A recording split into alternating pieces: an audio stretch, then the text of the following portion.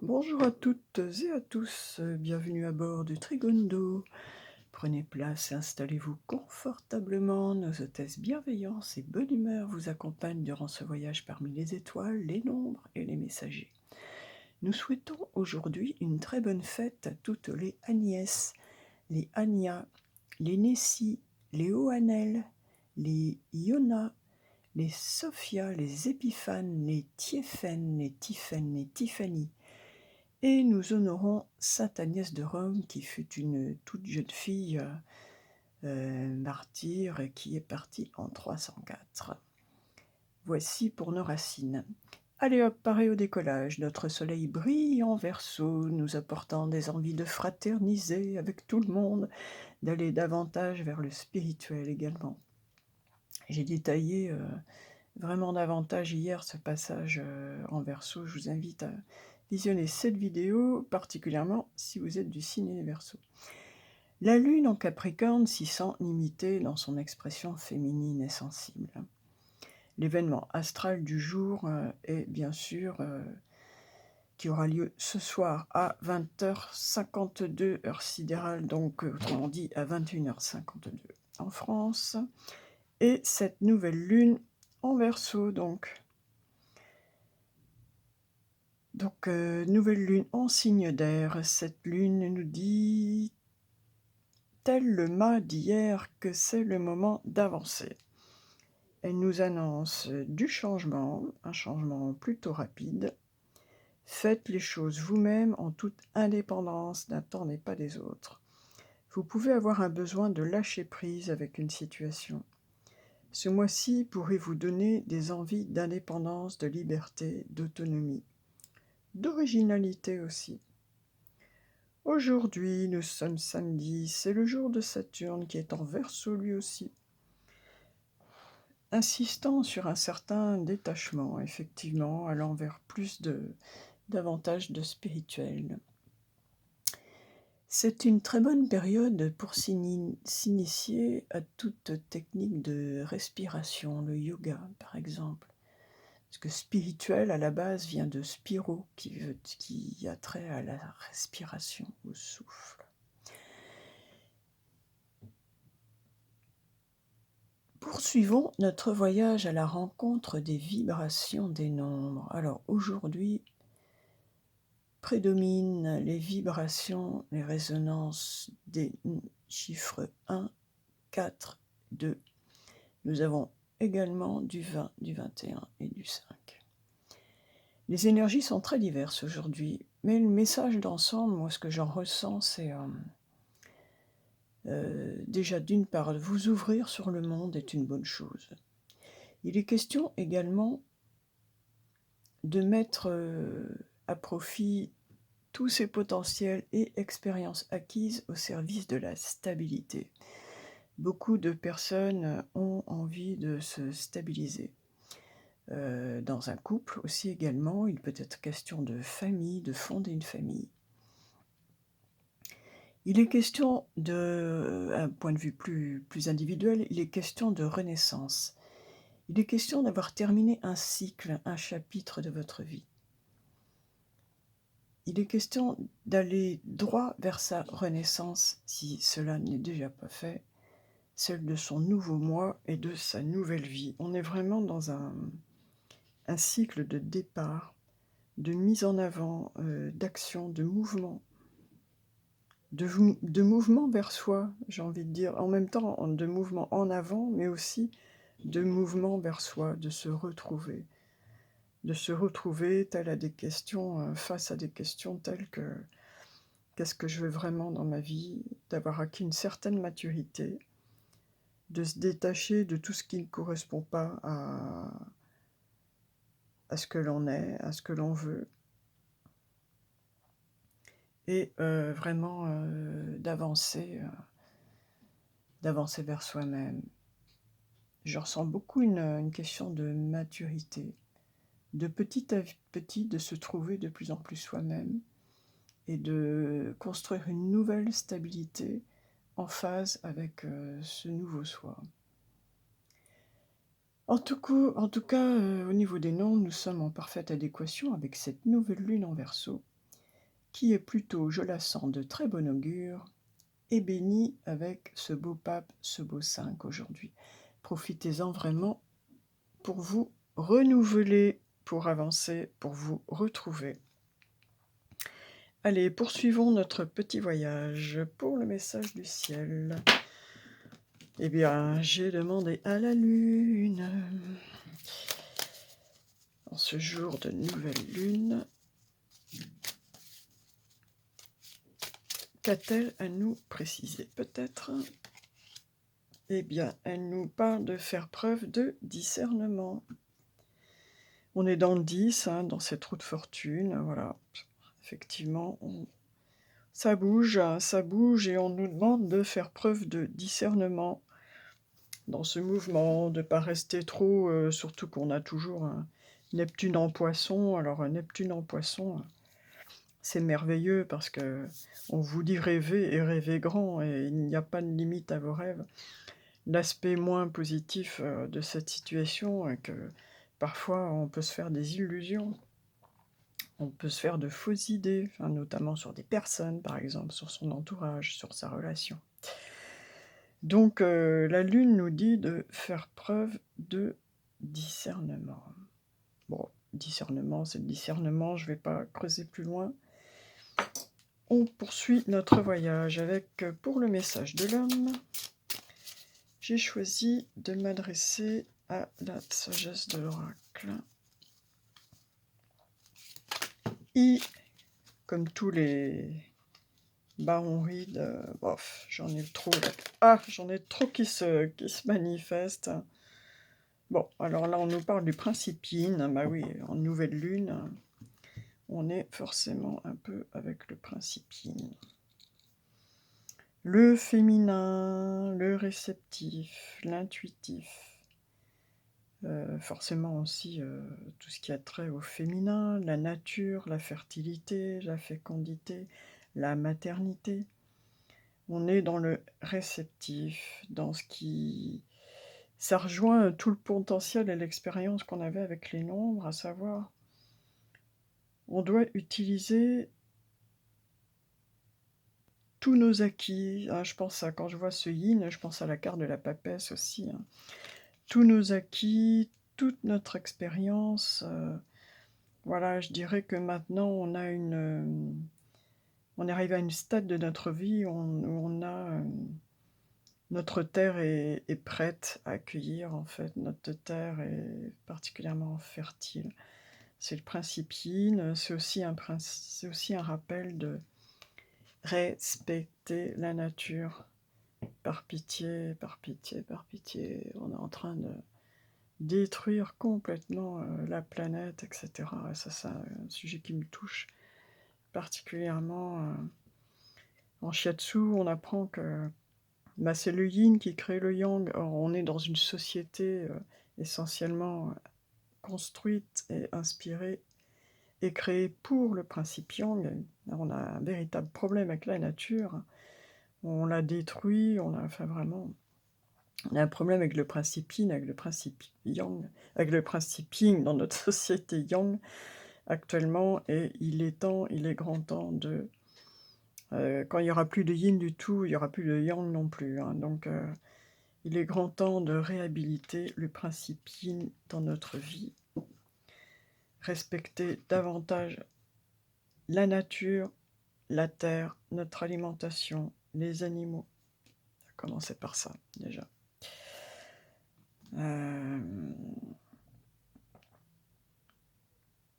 Bon, je pensais à un truc plus personnel, mais bon, je vais vous en dispenser. Allez, poursuivons notre petit voyage vers le sentimental. Et j'ai gardé, Dis-moi que tu m'aimes. Je le trouve tellement beau, ce jeu. Ces cartes, très diverses aussi. Donc, futur, anticipation, préparation. Et ben, on retrouve c'est un peu l'impératrice, c'est un peu la même idée, c'est le même esprit, c'est l'énergie yin, ça accentue tout à fait le message de la carte précédente. où on est en préparation. Voilà, c'est la terre fertile. Bientôt tout va sortir au printemps, dans quelques temps. Pour l'instant, tout reste au chaud. Allez, on va se faire plaisir, on va les détailler, le message de la carte. Tout d'abord, je la trouve vraiment très très belle, cette carte. J'aime beaucoup ce jeu, ces illustrations.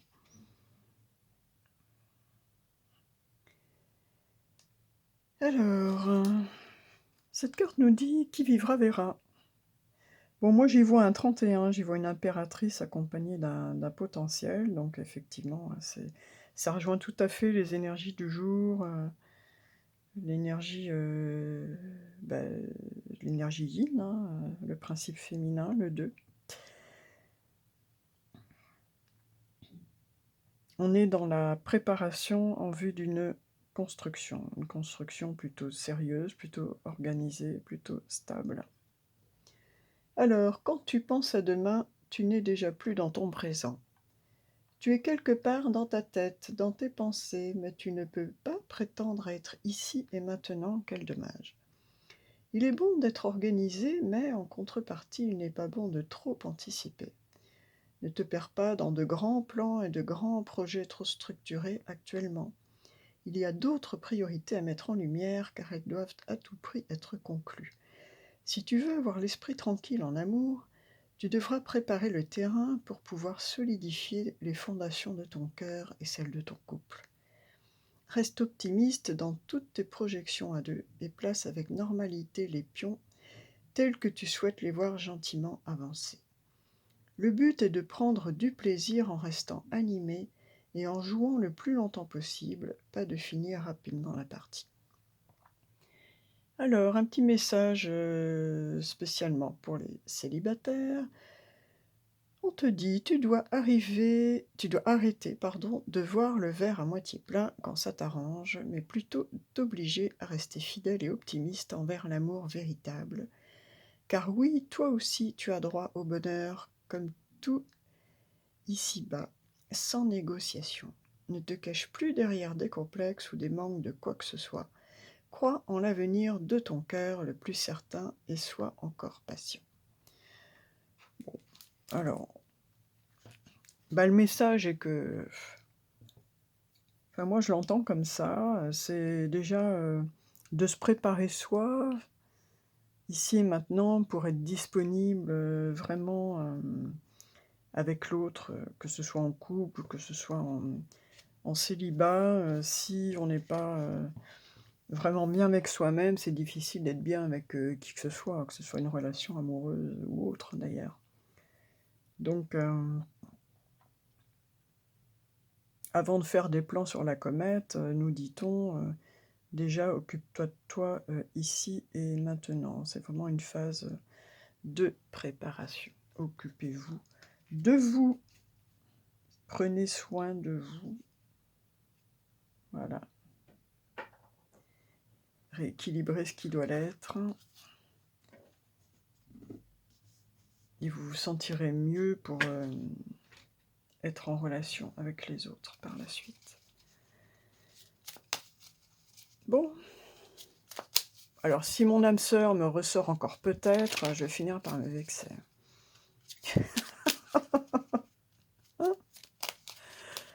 On dit jamais 203. Ah, ça change aujourd'hui, super, génial. Je suis aidée. Ah bon, c'est cool, il a trouvé un peu d'aide. Génial, je suis contente pour lui. Allez, plus sérieusement pour nous tous. Je suis aidée. On me donne de bons conseils et des avis judicieux. Je les mets en pratique et je me sens mieux. Cela sert positivement notre relation. Je comprends, car j'ai moins de peur et j'avance vers nous. Ah, ça c'est génial. Bon, il a pris un rendez-vous chez son magnétiseur, chez son psy, avec sa meilleure amie, pour papoter, avec ses parents, peut-être pour prendre conseil. Bref, il a trouvé de l'aide. Il est toujours en route, mais il se sent mieux. Voilà, ça revient à la carte du dessous. C'est déjà, pour aller vers quelqu'un d'autre, déjà, faut se sentir bien avec soi-même. L'autre doit être un plaisir ajouté, j'ai envie de dire, Faut déjà se sentir complet soi-même.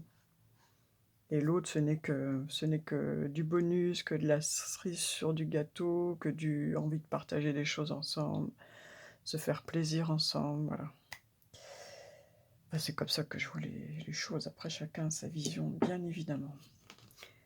Allez, poursuivons notre petit voyage vers la réponse à la question. Alors, pour la réponse à la question, j'ai décidé de m'adresser à Monsieur Béline. Monsieur Béline revisité version Gabriel Sanchez, dont j'aime beaucoup le style. Et ce sera celle-là. Le feu. Principe du feu. Ah ah. Alors, je ne sais pas quelle question vous êtes posée, mais ce serait peut-être question de combat de coq, là. Hein. En tout cas, on est dans l'énergie de Mars. Hein, c'est le dieu de la guerre. Le principe du feu. Bon, ou je sais pas. Est-ce que dans une relation, il y aurait besoin de remettre un petit peu de feu? Mais on est plus dans la confrontation, là. Hein. Alors, qu'est-ce qui se passe? 37.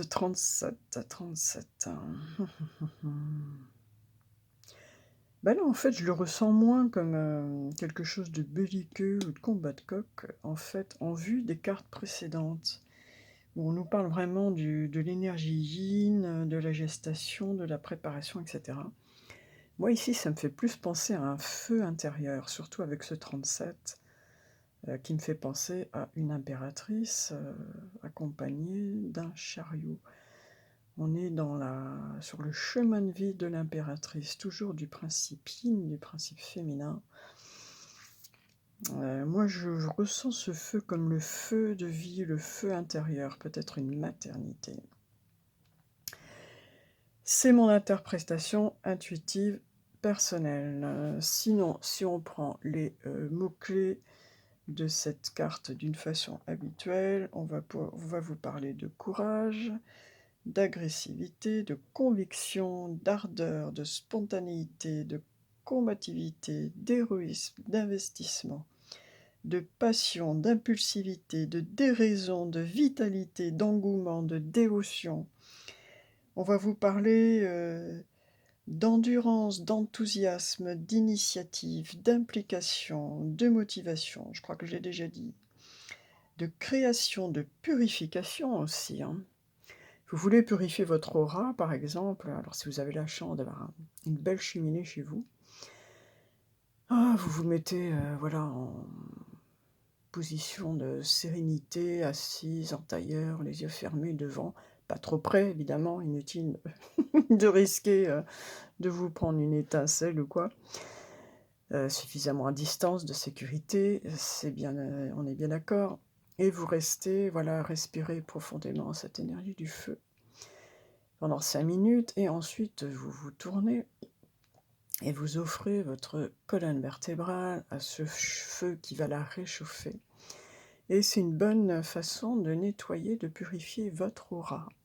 Voilà, c'est aussi cela, l'énergie du feu, c'est celle de la purification. Quel mot? L'énergie, bien sûr, l'investissement, que ce soit dans le professionnel ou le spirituel, la conviction, l'implication, l'enthousiasme, enfin voilà. Toutes les notions et caractères liés à l'élément feu. J'espère que ça aura répondu à votre question.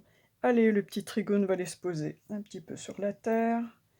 On va aller saluer Dame Nature, notre terre-mère à tous, dont il faudrait vraiment, vraiment, vraiment, vraiment prendre conscience, respecter davantage, utiliser avec parcimonie. Il y a encore tant de beauté à découvrir de sa part, tant d'expérience, tant de sagesse à écouter de sa part, qui ne demande qu'à être transmise si on y prenait seulement un petit peu attention. Et j'ai décidé, pour le message de la Terre aujourd'hui, de m'adresser aux fleurs de bac. Je suis en éveil, j'ai une claire vision. Tiens, on retrouve cette notion de discernement de la première carte du message du ciel. Je suis créateur. Et là, on est totalement dans l'esprit de cette énergie yin, terrienne d'ailleurs, de création et de ce feu créateur. Le mélange du feu et de la terre. En énergétique asiatique, c'est le feu qui crée la terre. Et donc, quelle est cette jolie fleur? Alors là, comme ça, je ne la reconnais pas. Le clématis. Oh, je devrais avoir honte, c'est un petit peu la fleur du cancer. Donc, clématis 9, la fleur de la réalité. De la fuite de la réalité vers la réalité créatrice. État de blocage, personnes qui ont souvent l'esprit ailleurs et ne prêtent guère attention à ce qui se passe autour d'elles. Donc vous pouvez vous aider quand vous êtes un petit peu dans le flou, là. Alors les poissons, les signes des poissons, alors surtout avec Neptune en poisson, en ce moment ils ont tendance à être un petit peu totalement barrés, et je suis bien placée pour le savoir. Et donc pour les ramener un petit peu sur Terre, un petit peu les ancrer, donc vous pouvez vous aider de la fleur de bac clématis numéro 9, qui vous aidera à affronter la réalité et en même temps à passer des idées, de ce qu'il y a dans la tête, de l'imagination, à la mise en terre et en graines, et à faire pousser, à la mettre, à l'ancrer, à la mettre en terre pour la créer en fait, la matérialiser, la concrétiser.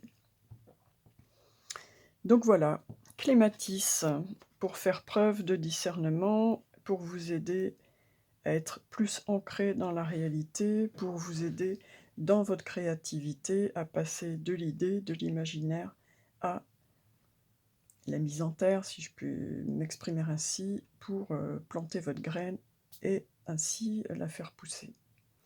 Très beau message, on a vraiment quelque chose de très cohérent, tout, que ce soit les astres, les nombres, les messages, on est vraiment très très cohérent. Tout s'imbrique, s'implique, se soutient, se conforte. Allez, plein gaz, allons voir tout là-haut dans la loi de l'attraction. Ce qu'elle a à nous dire aujourd'hui. J'ai choisi particulièrement un jeu qui nous parle d'abondance, d'argent. Alors, le vin, mais bon, on avait le vin aujourd'hui, on avait cette carte de la famille et de cette renaissance dans nos énergies en numérologie.